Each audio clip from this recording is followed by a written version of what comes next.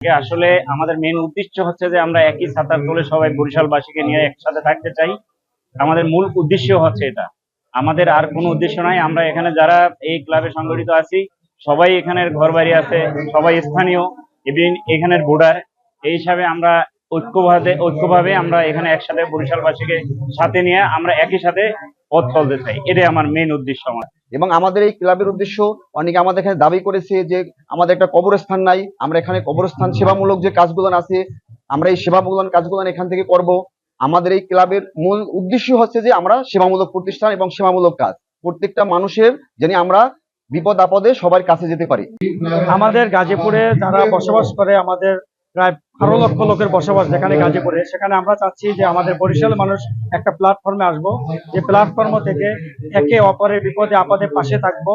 এর পরবর্তী আমাদের অনেকগুলো লক্ষ্য কিছু উদ্দেশ্য, সেটা হলো যে এখানে কোনো মানুষ যদি বিপদে পড়ে, সেটি হতে পারে যে কোনো ধরনের বিপদ হোক, তার পাশে থাকা সহ যে কর্মহীন তাকে কর্মের ব্যবস্থা করে দেবে সংগঠন। এছাড়াও যদি কোনো মানুষ চিকিৎসার অভাব হয় সেক্ষেত্রে তার চিকিৎসা নিশ্চিত করবে এই সংগঠন।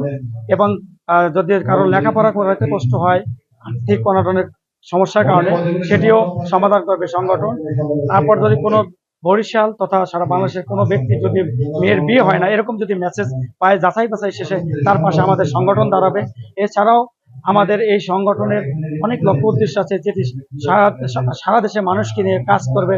যত ধরনের সেবামূলক কাজ আছে, এই সেবামূলক কাজ করার উদ্দেশ্য নিয়ে এই বরিশাল ক্লাবে আজকে আত্মপ্রকাশ। এবং এটি একটি আমরা মাইল ফলক যে মে দিবস, 1 মে দিবস উপলক্ষে আমাদের এই আজকে আত্মপ্রকাশ আমরা করেছি।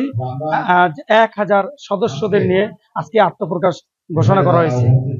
এছাড়াও গাজীপুরে যারা বসবাস করে সবকিছু করি, আমি যতটুকু পারি। আমি একটা রোগীকে অনেক ভালোবাসি।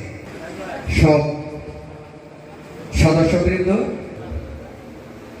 আত্মপ্রকাশ আরো অনেক বিস্তারিত আছে, এগুলো আজকে আর বলবো না। তবে আমি একটা ছোট্ট উদাহরণ দিই।